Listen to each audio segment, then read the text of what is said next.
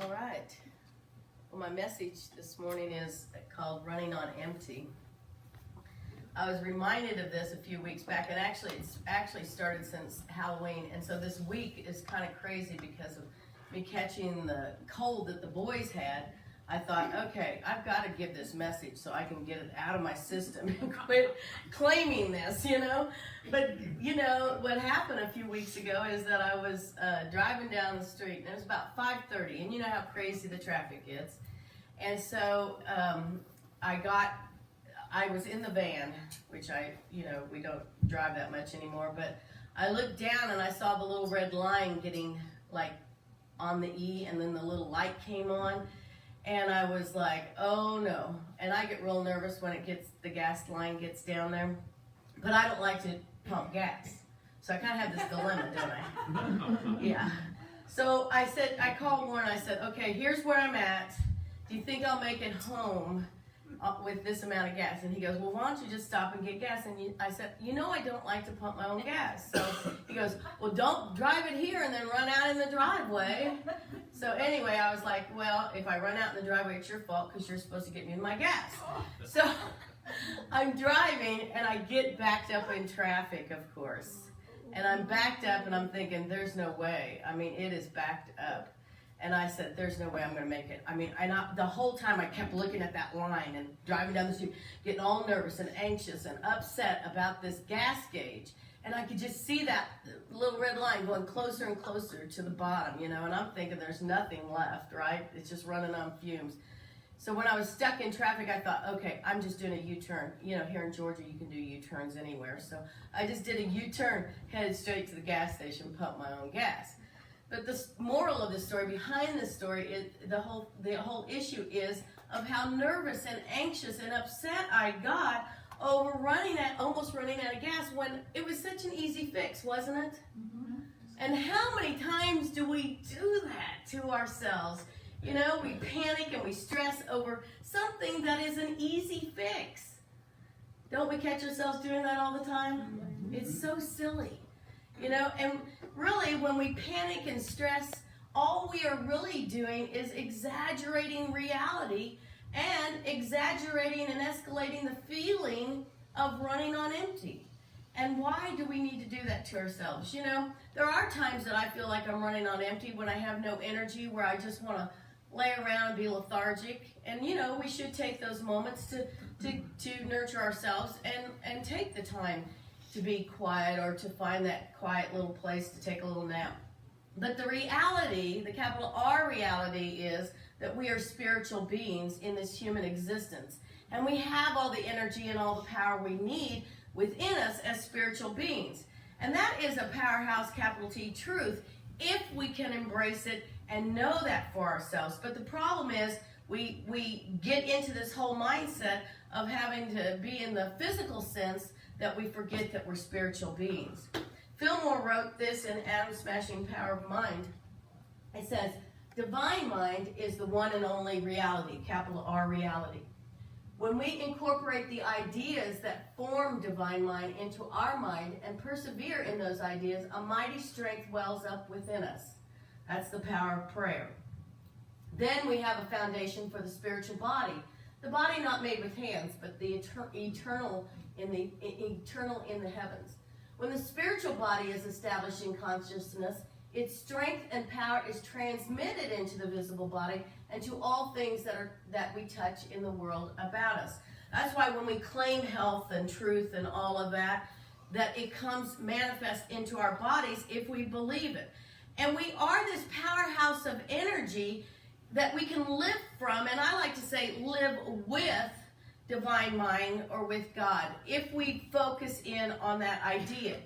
See, we can't recognize, that the drama and the stress and the negative energy around us, is not our reality. And we can't recognize that as being truth. We have to look at it and go, hey, that's just the physical condition of what is happening right now. We have to look within and see the truth of us, the real reality, the capital R reality. And we can easily stay focused on that when we think about everything being good and real and what is really happening within us. We don't have to get caught up in that foolishness. You know, I think sometimes that zaps our energy. It takes us away from our spiritual beingness. And we can ignore that. We can phase out of it. We can look at something different. And we do this, when we do this, it changes our whole perspective. So the questions I have for you are, do we wish to be stronger? Yes. Yes. Do we long to have energy to do more? Yes. Yes. I know for me, and this used to drive me crazy even more so years ago, but I used to always have this feeling like there was something more I'm supposed to do in my life. Anybody ever have that, you know?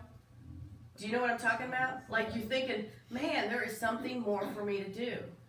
But I have found that when I tap into that spiritual journey and really focus on that, then that feeling of something more kind of gets soothed because I know that's what I'm supposed to be doing. Are our minds racing at times, wanting to capture every opportunity and implement every idea we have springing forth? Anybody ever feel like that?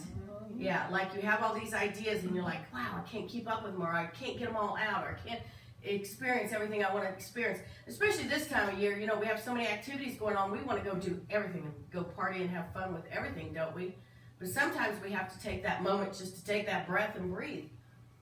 And at this point, we wonder how to slow it all down and gain some traction and direction while accomplishing all that we desire. Isn't it true? Yes. And we can put all of it into perspective. We can slow it all down. And it's all easy to do, and it's all obtainable if we stay connected to divine mind, to God, you know, to that divine reality that is that capital R reality that is really who we are as a spiritual being. And we do this by practicing realignment with divine mind, which is our energy source, isn't it? Yes. We forget that, though. We get up in the morning, we forget. You know, we have all these opportunities that we want to go experience, and our physical self says, let's go.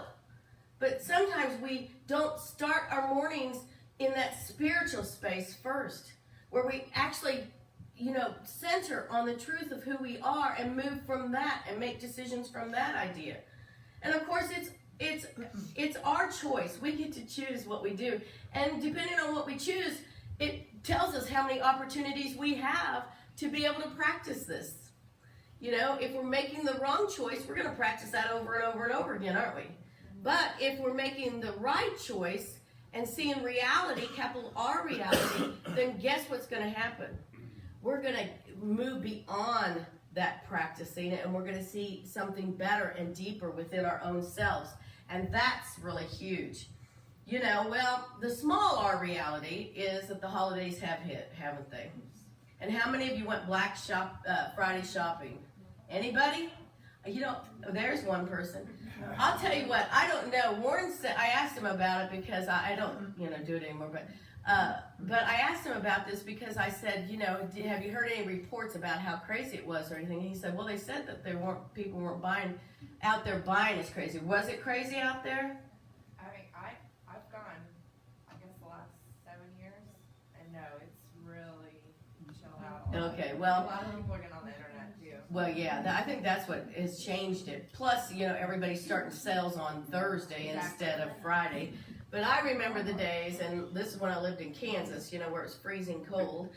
But we used to get up, you know, at 4 in the morning and, you know, bundle up and get our hot chocolate and coffee and stand in line, freezing, to get into the stores. And then you spent hours, you know, the line, they made the stupid line go clear around the back of the store and around to check out, and it took you forever. And of course, never were the prices right. When you go to check out, you know, they scan something and then it was like, that was the wrong price. You had to pay attention, and here you are. I mean, I'm not a morning person.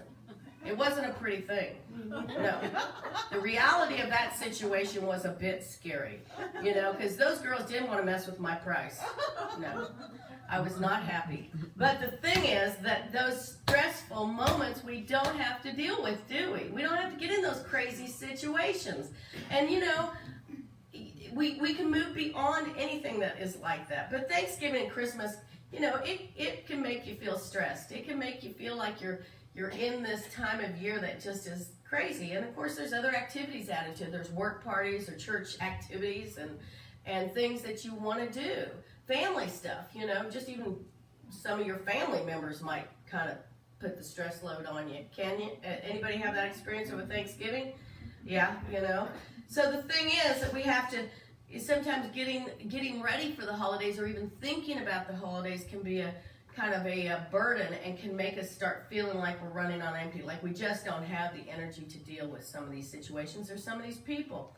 And you know, for me, I always feel like when I get like that, if I'm running on empty, then I feel like somebody else needs to start pushing the car. Do you know what I'm saying?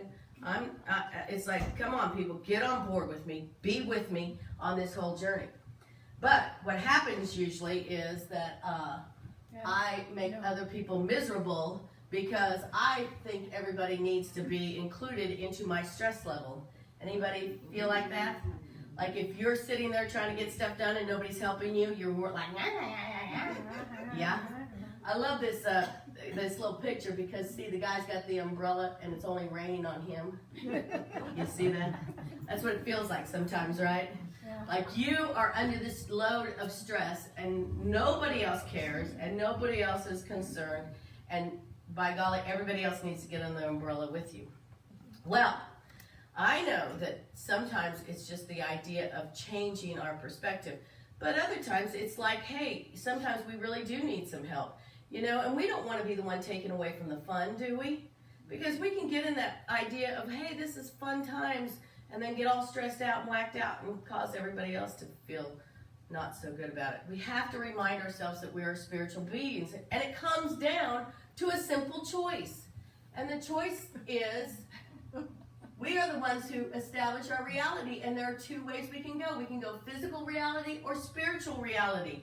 You know, that physical reality is our everyday living, and it can be tethered to experiences that we have had in our own life, and it can be actually tethered to experiences that your family, like your parents or your siblings or any of those kind of things, all those experiences are connected to you in some way. It could go back in history and genetically come through you, believe it or not, even. I like to think of it like the Macy's Thanksgiving Day Parade. Anybody watch that? I love that thing. But if you notice this year, they had to tether all those balloons way down low because the wind was so extreme. And here some of these people were, you know, there's some people holding the string and they're just pulling it down real tight and they're walking along like this. I mean, there must be, 50, 100 people under some of those floats in there. I mean, it's unbelievable. But other people are just walking along, waving to people, you know, holding their string like no big deal. And that's what happens. There's people in our lives that hold us down tight, that have tethered us so tight that they won't even let you move. But there's other people that we have met along the way, or people in our family, that kind of like wave and are having a good time and letting you have a good time, and they see you as a spiritual being too. They're expressing their spiritual beingness. And that's what we have to do. We have to express our spiritual beingness and enjoy what we're doing and not feel like we're just people are pulling us down into something that is negative or not positive, you know? And the thing is that the minute we remember that we're spiritual beings, it changes everything. You know, our job is to float along and be peaceful and enjoy ourselves and enjoy everyone around us, because a spiritual being doesn't let outside influences affect who they are as the person that they are. You understand that? Mm-hmm. And that's huge, you know? We can stay centered in the truth that we are that divine mind moving in and through us. You know, if we don't, we're ignoring our true self, and we're not really being that great expression of God that we are meant to be. We start becoming about personality and ego, and that takes us in a whole nother direction. But once we recognize that we're spiritual beings, we know that we're always connected. We're always connected to divine mind. We're always connected to that energy source.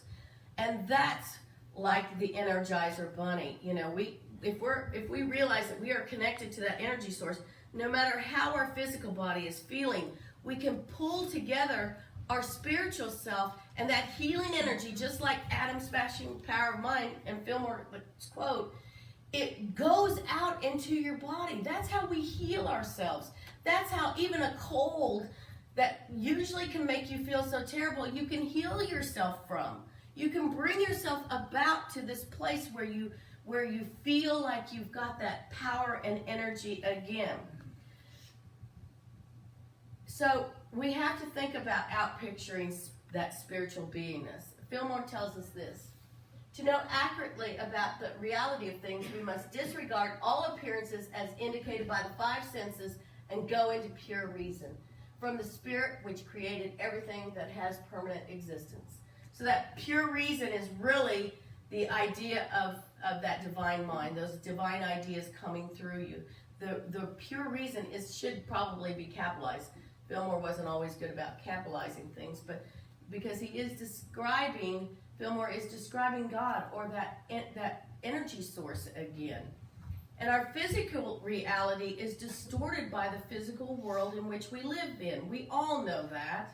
We know that if we start listening to the news, we're going to be down in the dumps, aren't we? We're going to be in a whole different place. But we look beyond the physical. That's what metaphysical means. Beyond the physical. So we look at things metaphysically and we see the spiritual truth behind each and everything, no matter what is happening.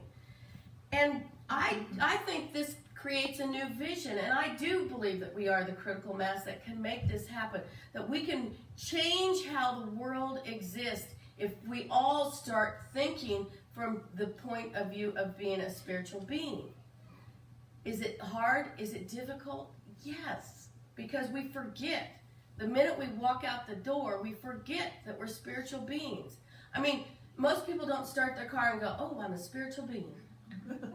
You know, no. Or you get dressed and oh, I'm a spiritual being. I'm going to wear, this. Put my wings on. But we are made in the image and likeness of God, and we have to remind ourselves that we are, even in the physical sense, we are spiritual beings and the image and likeness of God, and we are here to bring it forth. I feel like my mic is, yes, it rolled. I could hear it scratching back and forth, sorry. I think I pulled it. There we go. So, we have to think about that. We have to think about the idea that we are in the image and likeness of God. I like to say this. I like to say that we are divine, we are perfect, we are precious. Do you believe that? Yes. Every night before Aiden and Shay Debbie go to bed, I tell them, I tell them all these positive things, and I tell them that they are precious and they are perfect and that they are divine. I tell them that they have great imaginations, all these great things. And every once in a while, Aiden will look at me, he'll say, I'm precious. And I say, yes, you are, and it's just the sweetest thing. And the thing is that if we truly believe this, then we can stay in that spiritual beingness. So I invite you right now to turn to somebody near you and tell them, you are precious.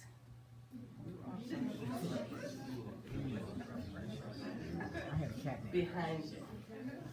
You are precious. Dee Dee, you are precious. Did that feel good? Oh, we're still precious things.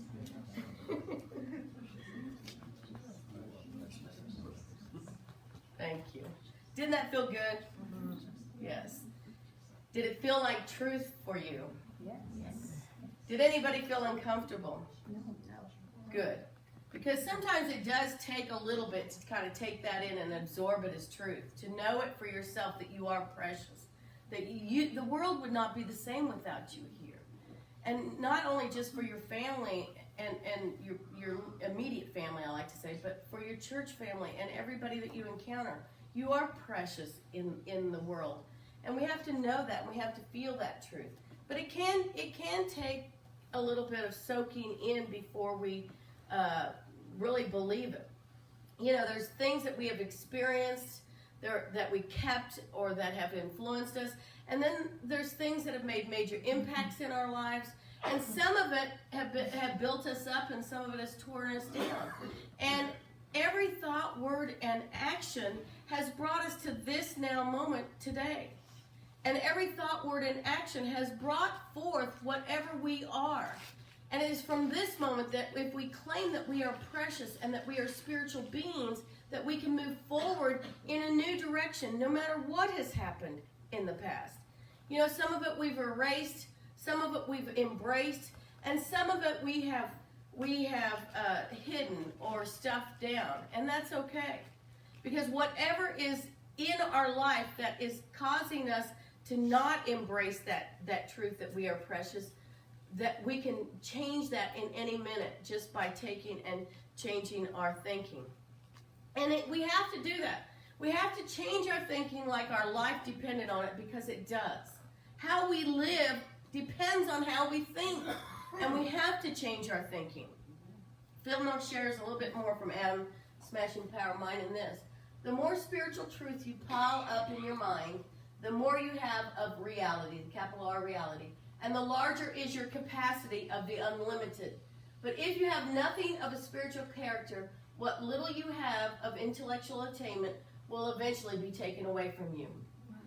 We've all experienced people who have, gone on their spiritual journey and have read a lot or done a lot, gone on these retreats, gone on these meditations here and there, and they come back and they're the same.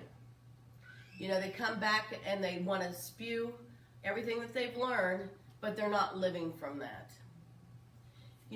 This is what he's talking about. He's saying that we have to pile up truth, because the truth is there. And when we start living from that capital R reality and capital T truth, then we start incorporating it into our lives rather than just living from the intellect. Oh yeah, I know that truth.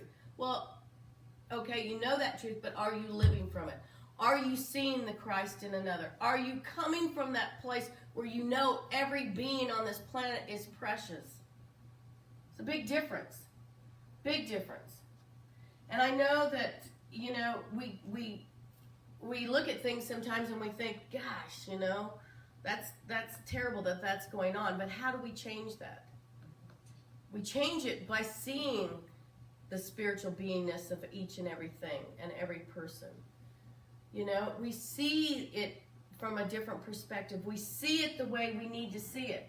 And when I stop and pray, it changes my whole mind, body, and spirit. It can refocus you in an instant. Somebody says something that kind of throws you off kilter, makes you kind of get angry or upset or something. Stop and pray. Because that will change you back into the thinking, oh yeah, I'm a spiritual being. I'm not going to lash out. I'm not going to allow that to affect me. I always like that little kid saying, I'm rubber, you're glue. Everything you say bounce off me, sticks to you. Because really, truly, whatever is said or done that is negative, who is it going to affect? The only person it's going to affect is you, or the person saying it, I should say, not you, but the person saying it. And so we have to think about that. It works too when we align with truth, when we align with that spiritual beingness. It works for the abundance of all that we are looking for. If we're looking for health, we're looking for the perfect job, we're looking for the right relationship, we're looking for, the right home. Any of those things will fall into place if we're living from that spiritual beingness. If we're seeing that for ourselves and claiming that for ourselves, it changes everything. From the text, Christian Healing, Fillmore says this: faith in the reality, power, and willingness of the mental and spiritual forces is absolutely essential to success in demonstrating the higher law. I want to see truth, apply truth, live truth. And if you want to do that, then you have to live from that higher law. Being in that spiritual beingness, centered on the truth, the capital R reality, that we are that energy source for God and the expression of that energy here on this earth. And when we open to this truth and we speak from this truth and we live from this truth, we are in a higher plane of consciousness. We can't help but be in a higher plane of consciousness. And when we move from there, guess what? All that other stuff's going to just fall away. Anything in the world that is negative or not centered on truth is going to just fall away. That's the beauty about being on our spiritual journey. And to continue on our spiritual journey, we have to keep getting a deeper level of that understanding of truth, of that understanding of our own spiritual beingness. That's what takes us to that next level. And the bonus to all this is that we will enjoy not only the holidays, but every day of our lives, and we will no longer be running on empty. Thank you for being here today. God bless you. Oh, before I do this song, I wanted to tell you,